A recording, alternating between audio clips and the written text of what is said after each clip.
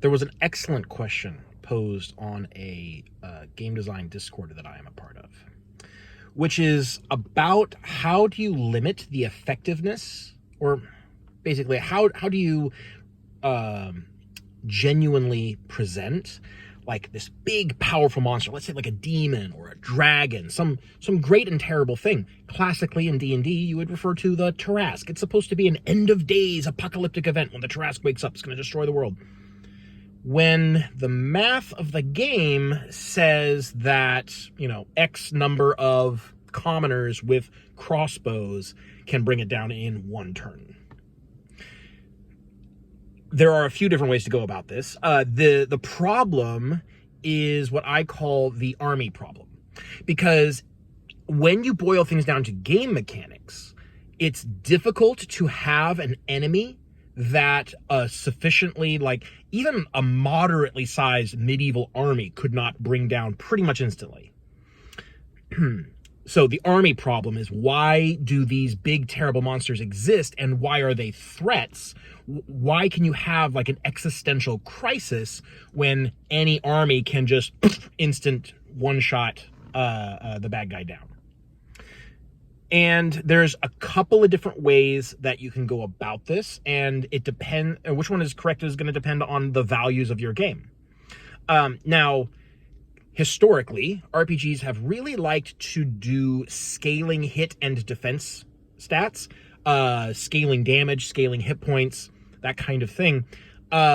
Which means that you need, like, as the level difference increases, as like the demon or dragon gets bigger and bigger and more scary, and the gap between it and the peasants that you have recruited into your militia, as that grows, the chances of them hitting go down, and the percentage of the target's hit points that they can peel off in one hit also goes down. So you have these multiple axes of reduced value that mean you need an exponentially larger and larger army in order to actually handle this thing. D&D 4th edition does this, where monster stats basically all go up by a static amount at every level. Attack bonuses, defense values, hit points. And so if you have like this big level 30 solo monster, it's probably got, what would that be, like 1,600 hit points? Your standard level 1 commoner / bandit or whatever stat block you want to use is probably doing about 4 damage on a hit, and they're only hitting it on a natural 20. So you need huge armies actually to bring this guy down. What is that? That's 4. You need 400 hits, and you're only going to be hitting about 1 out of every 20 attacks. So you need 8,000 soldiers to about one-shot it. You need to make about 8,000 attacks against it.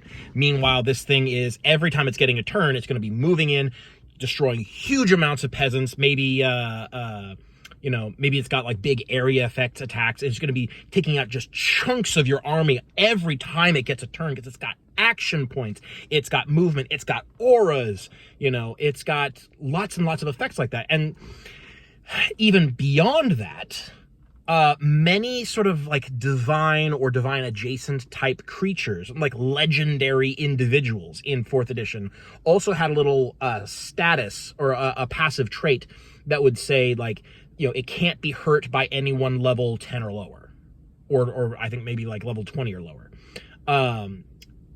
And that just straight up solves the army problem. Like, the reason why you can't just raise an army to fight a god is because the god isn't affected by their attacks.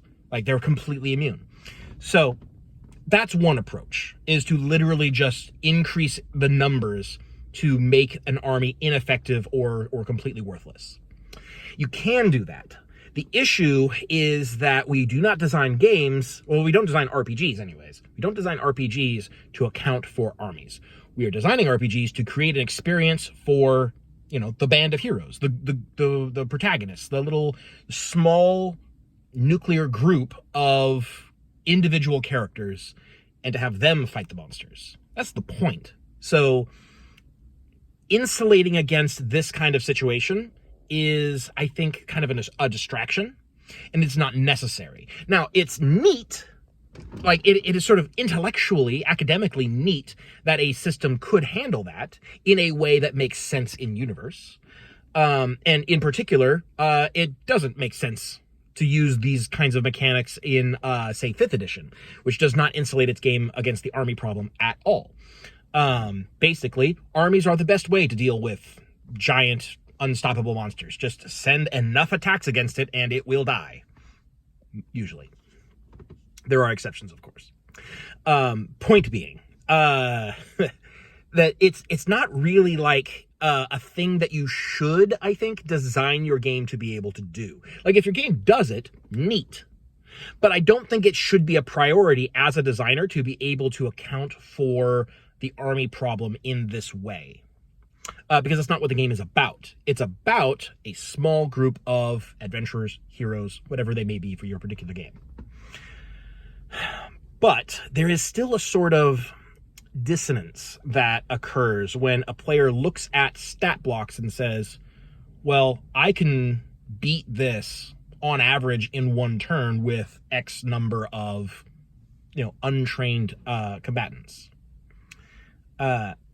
And so it's nice to be able to solve that. And I think there is a better way than engaging in the number treadmill. Because I've said this before, that the number treadmill, the stats treadmill in 4th edition, where player stats go up at basically the same rate as the monsters. And so your overall chance to hit and chance to be hit remains roughly the same. And if you're doing well, like the amount, the percentage amount of the enemy's hit points that you are taking off with each attack and vice versa also remains fairly static if everything is running perfectly. Like, obviously there's some ups and downs. It's not perfectly smooth. I've said before that that's kind of an annoying thing to me. Like, I don't particularly like that. And a lot of other people don't like it either. I recognize that there is some value in it. Like, there are things to be gained as a design choice, but if it's up to me, I would probably design a game that doesn't do that. And in fact, I have. So in a game that doesn't have the number treadmill, where your chance to hit remains actually static because the numbers aren't changing.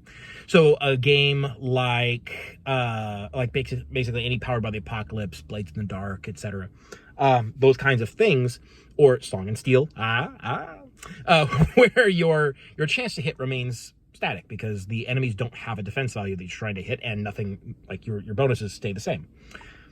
How do you resolve the army problem? Don't run an army. You can't have an army problem if you aren't running an army as a group of thousands of individual combatants.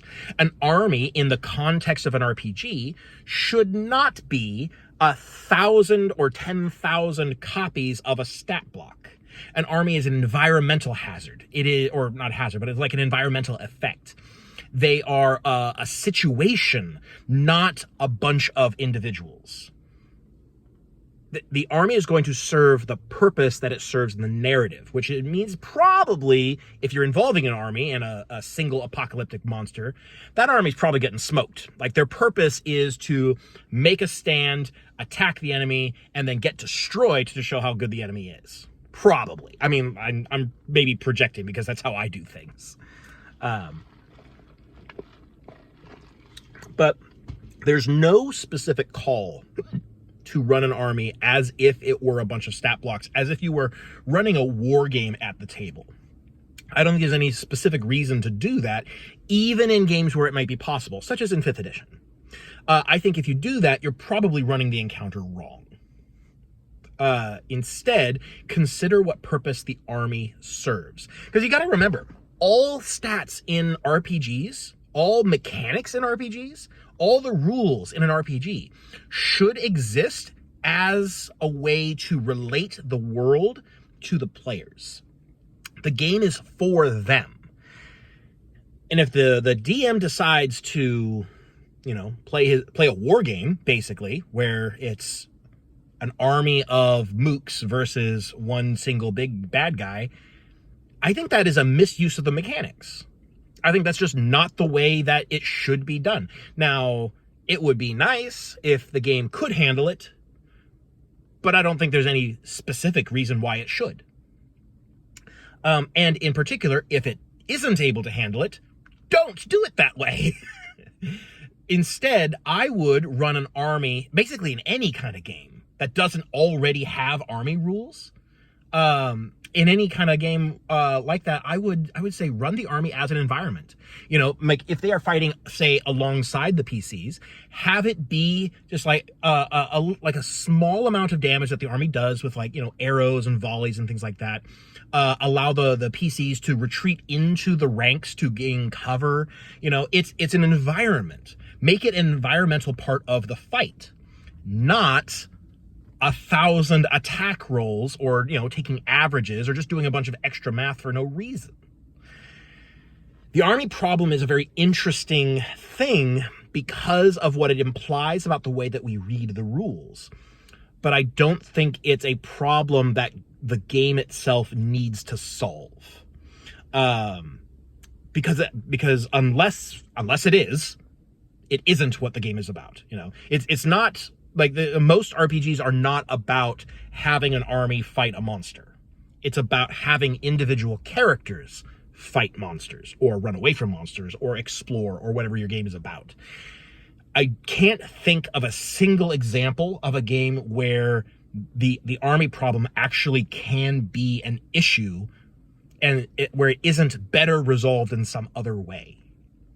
So I think the army problem is something that might be a distraction to a new designer, because they start to think about, you know, what do my progression systems look like? You know, if the numbers on a high-level PC are not that different from a low-level PC, then what is to stop an army of low-level PCs from killing this big badass monster who's supposed to be nigh unstoppable?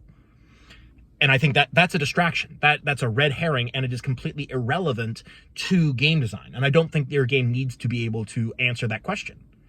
The reason why you can't have a bunch of low-level characters fighting a high-level monster is because they can't fight it. And as part of world building and as part of game design, you can just say they can't do it. You need to have the high-level PCs there to be able to handle it. I think that's a perfectly acceptable answer. So anyways, that's my thoughts on the army problem. It's something that kind of came up way back when I first started playing 4th edition, when I realized that, like, how high-level monsters and low-level characters interact in that way, how the math works out. And also how, okay, so this is a little bit of a tangent, but it's kind of related to how 4th edition actually categorizes its monsters, because you have, you know, the 4 different categories. You have solo, elite, standard, and minion. And how you might have a very similar character, a similar enemy, like a monster, that is a solo monster the first time you fight it, and then later it's an elite monster of a higher level, and later it's a standard monster of an even higher level, and a minion of an even higher level.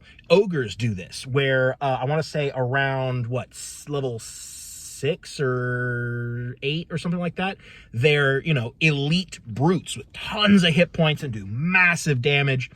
And then by the time you get to level 11, 12, 14, they're a minion. Because higher level characters are meant to regard the same types of ogres as being so far beneath them that now we can just dispatch them with a single hit. The stats have to be different in order to reflect that amount of growth, because the numbers are not a simulation. We're not trying to build a physics engine with an RPG. We are using stats to create a particular game experience and a particular style of storytelling. And the same thing applies to the army. Don't use the stats of an army of individuals to try to accomplish what an army as a single cohesive element of the story should be accomplishing. Those are going to be different stats. You know, fighting a handful of soldiers is, yeah, sure, use the soldier stat blocks. That's what they're there for, because then they're acting as individuals. When they're acting as an army, that's a different beast entirely. It's a different entity in the story. So treat them differently via the game mechanics. That's my opinion. And I think that immediately solves the army problem.